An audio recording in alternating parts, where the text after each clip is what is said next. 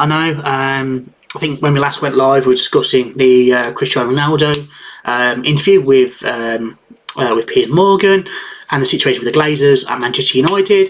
And then it all came out, obviously, in terms of the Glazers saying they were going to look for investment or to sell their shares in the club. And there's been a lot, if anyone's paid attention to anything online on the, whether it's Twitter, YouTube, whatever, social platforms, there's been a lot of division in the fan base over the last few months, where, we've got the Sergio Ineos camp, we've got the Qatari camp, a lot of fans put themselves in one or the other, even before we knew what either party was offering. Sergio, he's a Manchester lad, he's a fan, he was there in 99, Qatar, super well, we could compete with the Man Cities and of this world. And I kind of held off a little bit because I wanted to, one, find out a bit more about what was what, and two, I don't want to be sort of sowing more division, creating more division in the fan base by, saying things which some people clearly disagree with. And I feel like now we're at a point in the process where we know enough, we still don't know everything, but we know enough about the process, about what each of Sergio and Qatar are offering, to be able to make some sort of informed assessment, some sort of educated guesswork around the bits we don't know, to kind of have some idea, of what to make of it all. So it's probably going to be a fairly long one because we've got a lot to kind of get into around it. Obviously, there's been a lot that's happened in the last few months. We're in June now. The announcement was made in November. So yeah, we'll try not to get into it a little bit, try and work through everything. So I'm going to start off, first things first, make one thing as clear as possible. I'm not in the Sergio camp, I'm not in the Qatar camp, I'm in the Glazers out camp. Period. So to me, Glazers out, full sale only, they need to go. I've said enough times on this channel how they've let the club dry, they've run it into the ground, and they're making it now so that, even in this sale process that's going on, it's still not streamlined, it's still not straightforward, they're still looking to bleed as much money as they can from the process. And they're just greedy. They're parasites. They're greedy. Their dad brought the club on. It was a leveraged buyout. Hardly put anything into it. They could all walk away with hundreds of millions of pounds, and they still want more. That is, to me, in a nutshell, the scenario right now. However, what's then happened is, for those who don't know, so the Glazers, Malcolm Glazer brought the club. It was like brought the club. When he passed away a few years ago, the club was then split out between his sons and daughters. So there's now five, off the top of my head, five Glazers, who each own a percentage of the shares in Manchester United, with around 30 to 31% ish on the traded on the stock exchange, and the rest with the Glazers. That's pretty much the ownership scenario. So we've got this scenario now where two of the Glazers, Avram and Joel specifically, want to stay. I don't know why, because they don't care about the club, they don't care about football, but they want to stay. Now that, to me, if they think that rather than taking 700-800 million each now, they want to stay for another few years, they think something's happening that's going to drive the value of that share, even if they keep 20% between them. So they think something's going to happen that's going to drive that share up in value, which in itself is a concern, because then you start thinking European Super League, you start thinking about all these different sorts of possibilities with things that would probably be bad for football, bad for the fans, but from a share price perspective will drive revenue up and drive the share price up as well. That clearly isn't ideal for a fan, and I'm sure most fans, whether you're a Man United supporter, Arsenal, Liverpool, wherever you may be, you'd be in the same position there, that you don't want the Super League, you don't want that to happen, you don't want these, things that are going to destroy football as we know it, essentially, to play out. So I'm sure I'm not alone in thinking this and saying this, and most, if not all of you, would agree with me on that one.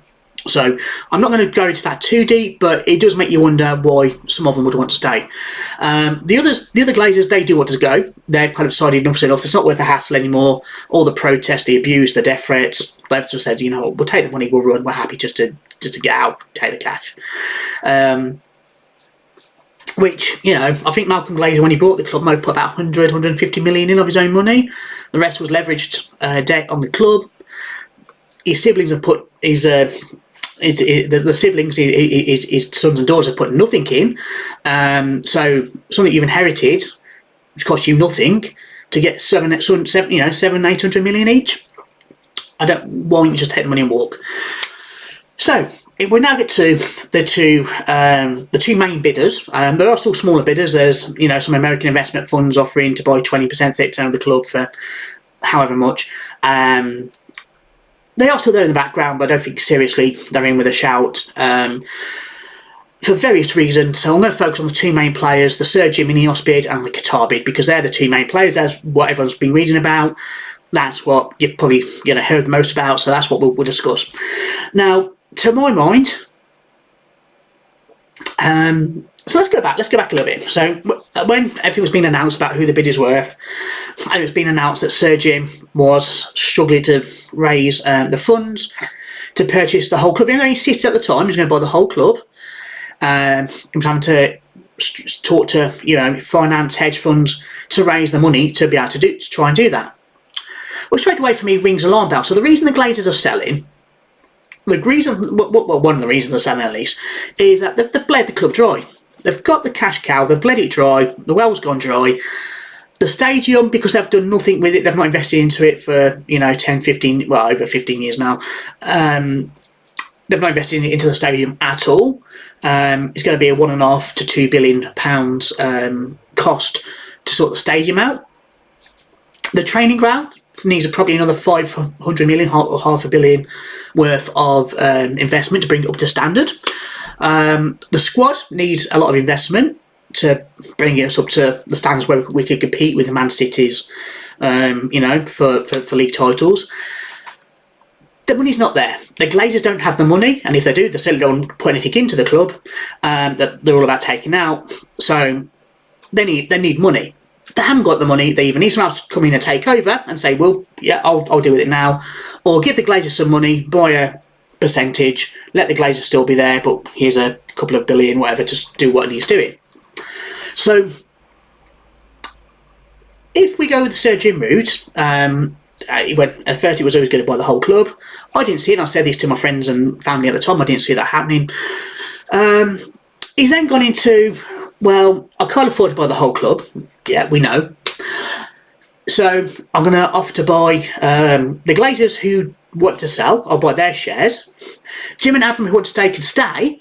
And I'm not going to buy the 31%-ish owned by investors on the New York Stock Exchange. I'm not going to buy those either.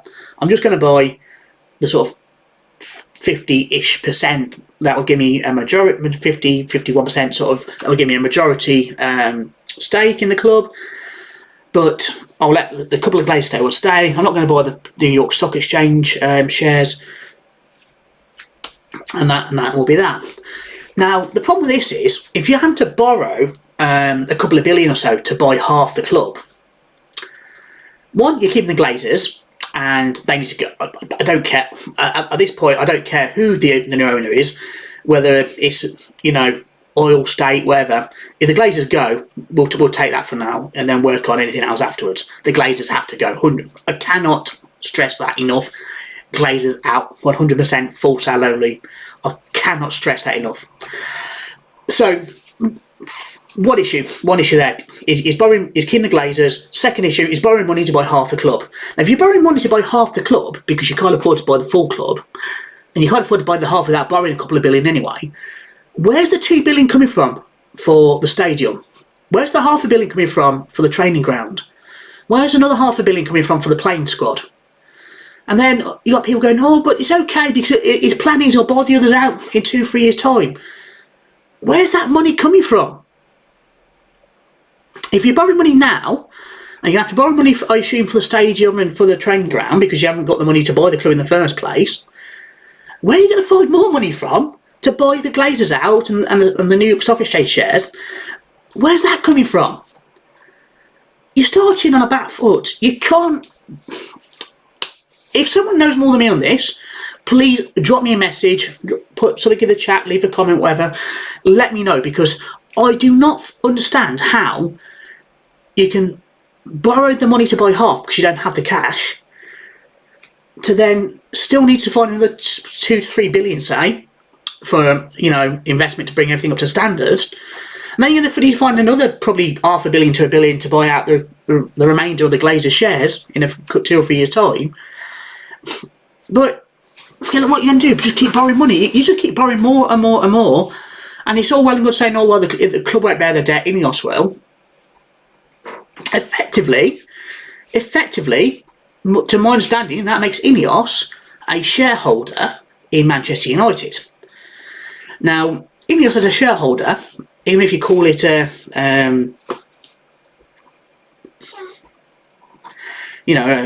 business loan, director's loan, whatever you want to call it, of some description, and it's held against Ineos accounts and not Manchester United accounts, surely there's still going to be some sort of dividends flowing through to help pay that debt off. So even if it's not officially in the club's name, surely the club's money is still going to be going towards paying that debt off in some way, shape or form. Otherwise, the other Ineos shareholders, I mean, to my knowledge, Sir Jim's not the only shareholder in Ineos. What the other shareholders got, why are you taking loans out against our company to put into another company, and they're not going to pay, but we are, affecting our dividends, our share price. So that just doesn't make sense. So from a logical point of view, from a legal point of view, there's got to be some way that money's going to be covered, going to be, paid off. And it's got to come from United, I'm sure of that, in some way, shape or form, even if, we'll take out the loan on your behalf, you just pay us back. It's still coming out United's funds. The Qatar bid, now, they're off to buy all of the shares, all the Glazers, all the stock exchange shares, 100% of the club, 100%. They've got the cash. They can, they can pop the card in the chip and pin machine, type the pin in, 5-6 billion, cha-ching, job done. Here's your receipt, off you go.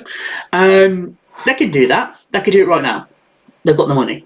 That's not the issue. So the Qatar bid, they've got the money. They're up front, they can pay cash right now. They're going to clear off the existing debt. They're not taking out more debt to buy the club. And they've got the money there to invest into the ground, into the training facilities, into the playing squad. They've got the money to do it right here, right now. No problem, no questions asked. Yeah, here you go, here's the money, job done. Not, let me see if I can borrow another billion, How are we meant to improve? How are we meant to fix that leaking roof at the ground and improve the ground? How are we meant to get training facilities up to scratch? How are we meant to get the playing squad up to scratch?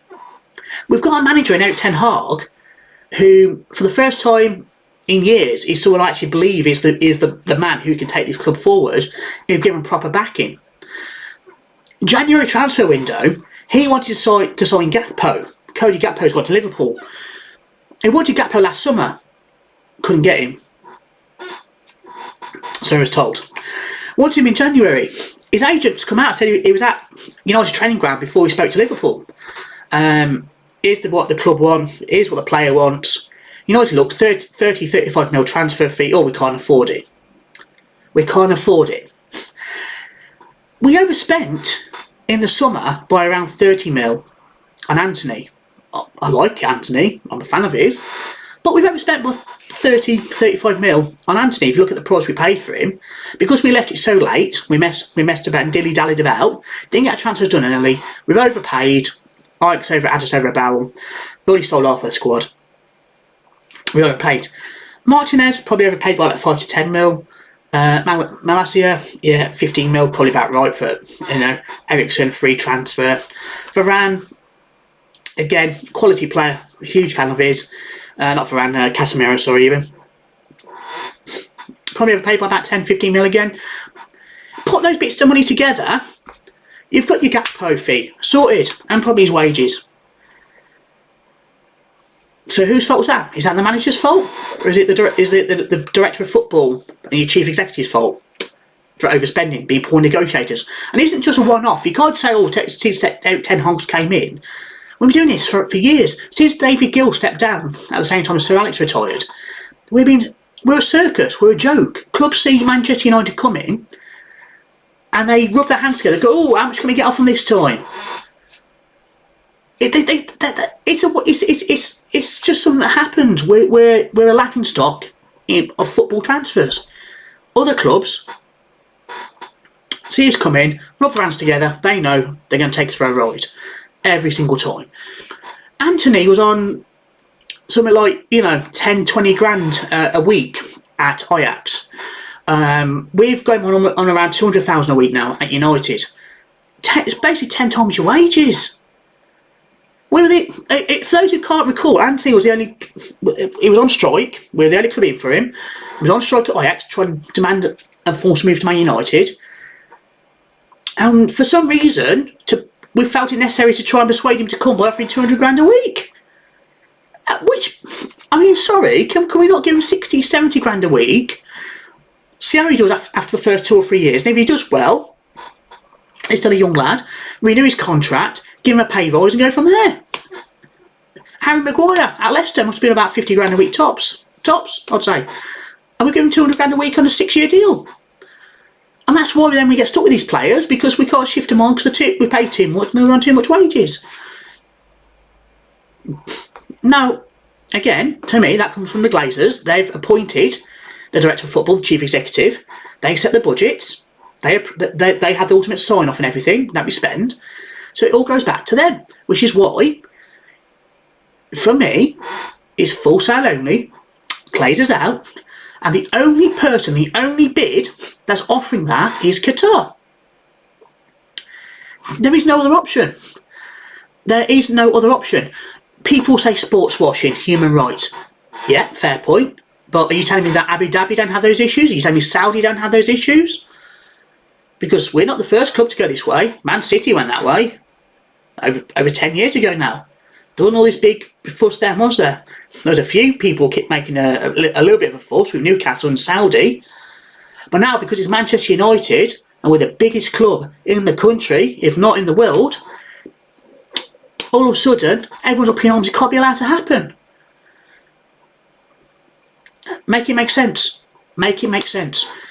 At the same time, you've got people on the other side of the argument. You look at the Ineos bid, because they're a chemicals company, for those who aren't aware, and are calling it greenwashing because, they cause a lot of harm to the environment with some of the chemicals they use, or use, whatever. And, some people are against that. So you've got sports washing, you've got greenwashing, but ultimately, strip all that out just for one moment. As a Manchester United fan who wants the best for my club, what is going to be the best option for my club? To me, that's easy. Qatar. And it doesn't matter whether they're from Qatar, they're from America, they're from Scotland, they're from Wales, they're from England, Northern Ireland, France, Germany, Spain. Couldn't care less. If someone comes along who's got the money to invest to pay the Glazers off, to get them to go, just to clear off and get rid of them, step one. But if you make yourself broke doing that, you don't have the investment money then. You don't have the 2 billion for the stadium. You don't have the $500 million or so for the training facilities. You don't have a $500 million or so for the playing squad. And that's what we need. You don't have $500 million to clear the debt. So straight away, the Glazers want 6 billion. We're worth about 3.5 to 4 billion at the most. They've been greedy again. I'm sure you're all really shocked there. Glazers greedy. So not only them pushing for a price that's way above what we're actually valued at, what we're actually worth, they're not clearing the debt before they go. So it's up to the new owners to come in and spend $500 million, 600 million, whatever it's now on the debt to clear that off. That's the Glazers' debt. They should be taking that with them, but they won't. So it's not just the 5-6 billion you're paying the Glazers to do one. It's 500 million, 600 million-ish on the debt. 2 billion, so there's so say 2.5 billion there, stadium debt. 500 million training ground, there's up to 3 billion. So 6 plus 3, 9. Adding playing investment into the playing squad, oh look, 10 billion. 10 billion. And Sir Jim was borrowing 2-3 billion to buy half the club. But I meant to think that because he's from Manchester and he was at the Nou Camp in '99, that he's the one. He reckoned he had the best plan for Chelsea, and he didn't win that bid. Look at what was going on at Nice over in France. That's the other one. Everyone's saying, well, Qatar own PSG, so how can they buy Man United as well? Well, Sergio owns Nice, playing the same league as PSG. So how can he own two clubs? That's got to work both ways. There's a lot of media bias around this, a lot.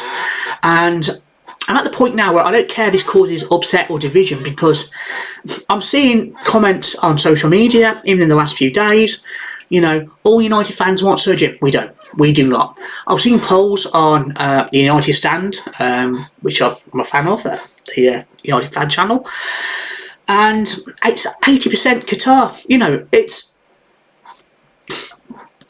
And, we know for a fact there's fans of other clubs who watch the United Stand. There's Arsenal fans, Liverpool fans who tune in sometimes. Zayn Yassi, looking at you. So some of them, I'm sure, voting Sir Jim, because that, for them, is what they will want. I spoke to a mate of mine on WhatsApp earlier. He's a Liverpool fan. And he's got better ideas and thoughts on how to run United than our current owners have got, than our current director of football has got.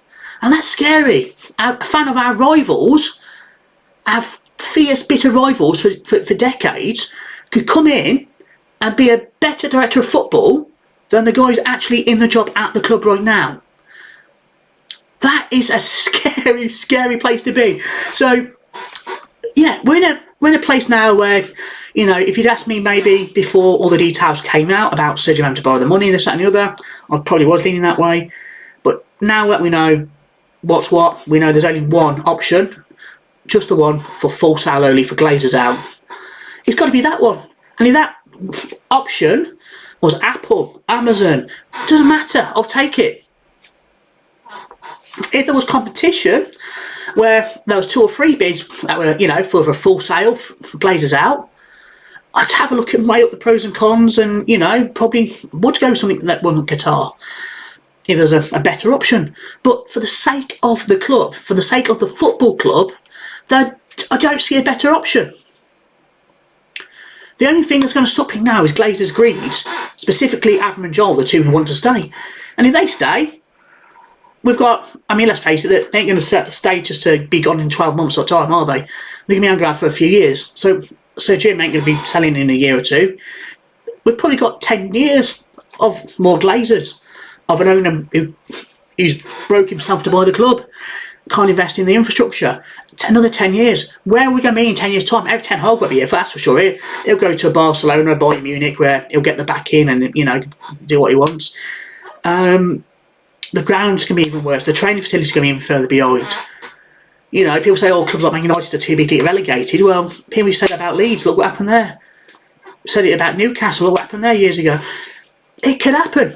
It's an extreme scenario. It's dramatic, yes, but it's not impossible to foresee a situation where we're owned by someone who hasn't got the means, I can think of the word then, hasn't got the means to fund the club to allow to compete.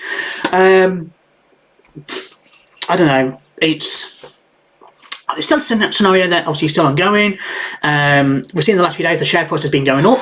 Now, the interesting thing around that is that, as I've already mentioned, the only one who's going to buy the New York Stock Exchange shares is Qatar. Sir Jim isn't. So the fact the share price is going up would normally indicate that someone thinks something's going to happen to make their shares, worth more. Therefore, they're buying them at a lower price so that they can get the, the premium on them when the sale goes through. Maybe someone knows something. I hope so. I hope in the background we just don't know. It's not been publicly announced yet. We probably won't find out over the weekend because I don't know the full rules and regulations, but I imagine any sort of announcement has been done when the New York Stock Exchange is open, and that's looking, it's going to be Monday afternoon our time when it opens on Monday morning. US time, although I'm sure I read somewhere, I heard somewhere that something's going on in America this Monday, so maybe it's not even open on Monday, it might even be Tuesday. So another day to wait and find out. Anyway, that's where we are, that's what's going on. I'm sure some of you have probably learnt a little bit from watching this, so listen to what I've had to say. I feel better for getting off my chest, to be fair, but, you know, I just want it sorted. We can't go forward as a club, we can't progress, we can't get on with the transfers, we can't get on with anything until this sale process is sorted. And then you're hearing in the last few days, oh, it could go until August. Well, it's too late by then. We're going to write off next season. We've overachieved the season just gone. You know, Ten Hag took the worst Manchester United team, statistically speaking, in 30 years. Got third place, got a League Cup, FA Cup final as well. So, you know, he's done well. We've overachieved, but we need to build. And, you know, now we're seeing David De Gea's going to leave. Potentially to go to Saudi. He's got his contract's up. He's got to go to Saudi for better money. If he leaves, that's probably 50 million out your transfer budget, which is limited anyway, to replace him. So we still need the two midfielders, we still need a striker, we still need a centre-back.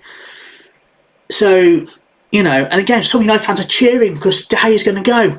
Why? If he goes, that probably means we can't afford a centre-back, so we'll keep Maguire. We can't afford a second midfielder, we keep McTominay and Fred. Why are you happy about that? You're telling me De Gea's a bigger problem than them guys? Come off it. Anyway, that's my thoughts where we are. I've kind of laid low a bit just because there's been a lot going on. I didn't want to cause division. I didn't want to be sort of, you know, controversial. But that's my take. We're up to date, I think, now. I'll keep up to date with my thoughts going forward throughout the summer. Hopefully we've got some news soon on the takeover. Hopefully it's good news. But thanks for watching. Drop a like on the video. Leave your thoughts in the comments.